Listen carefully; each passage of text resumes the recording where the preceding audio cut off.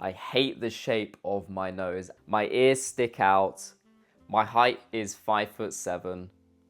And when I was lean and in the best shape of my life, I didn't think I was big enough.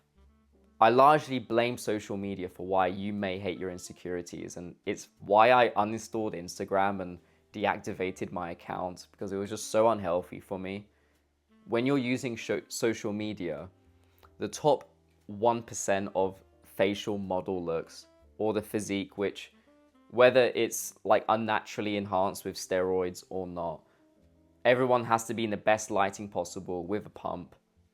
And I even feel like obliged in like some of my fitness videos, like if I have my shirt off in some of them, to like get a pump and like be in like the most ideal lighting where there's like spotlights above you and it shines down and shows off like my abs and my physique a lot better. You need to love your insecurities because that is how you grow and improve.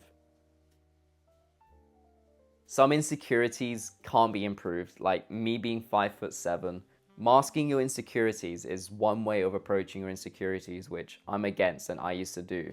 Masking your insecurities, like wanting to get limb lengthening surgery or doing like the thing like the looks maxing community does, where like they do like bone smashing, where they smash a rock on their face so like it grows new bone and like improves the maxilla on their face so they look like Brad Pitt. Like maybe you don't go to these levels, but chances are like there's comments that people made about you, your personality, like things that aren't even physical that still live on to this day. And there needs to be a level of honesty, which is what I'm going to be bringing in my channel, about loving our insecurities. Because the truth is, on my fitness videos, if people commented saying I haven't got enough muscle or I'm not big enough and all this stuff, maybe I'll go to the gym more often. It shouldn't come from like the external world to want to like improve your physique and go to the gym. I care about my physique because I genuinely feel good when I go to the gym. Like my brain just works 30-40% better and my mood is also elevated. I feel like I'm just a more effective person in life. I have a course in the link down below if you want to join it, where I talk about fitness programs and doing gym rings and all sorts of cool stuff to improve your mental health, just like we're talking about now. What it takes to love your insecurity is to see your insecurities as personal growth. And you do that by asking these two questions very simply. Can I change this? Yes or no?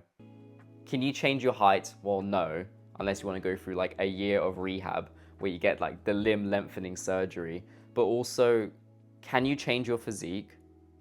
Well, yes, you can. You can and should not be complacent. You should want to improve your looks and how you work out and improve your physique and improve how you feel. Like these are like very genuine reasons to want to improve yourself. So God created man in his own image.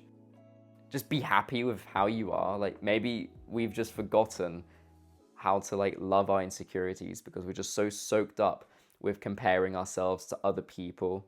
Like comparison is the thief of joy. I'm sure you've heard that term so many times. Like we do it because we just comparing ourselves like a narrow beauty standard of social media, which is exactly the reason why I've like uninstalled my Instagram, deactivated my account, and just read scripture and the Bible more. And like if you don't want to go down that path, then just read self-development books. But I'm advocating for really this change in my channel because it's helping me a lot.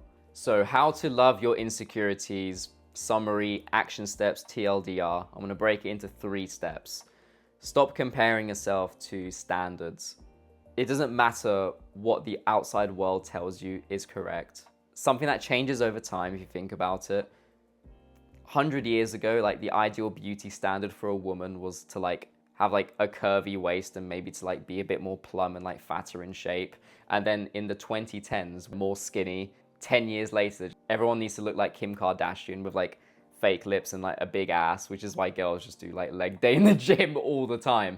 Like you always go to the gym and just see a girl in like leg press. You're gonna get fed up trying to compare yourself to a beauty standard. So just stop that. Your insecurities are good, which is the second way that you can love your insecurities, is to use them for growth.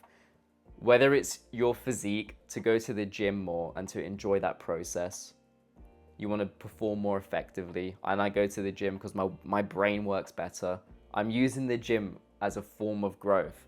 That's a very genuine reason to want to improve your like physique and fitness, which is why I really advocate it for like mental health on this channel, and also combine that with scripture.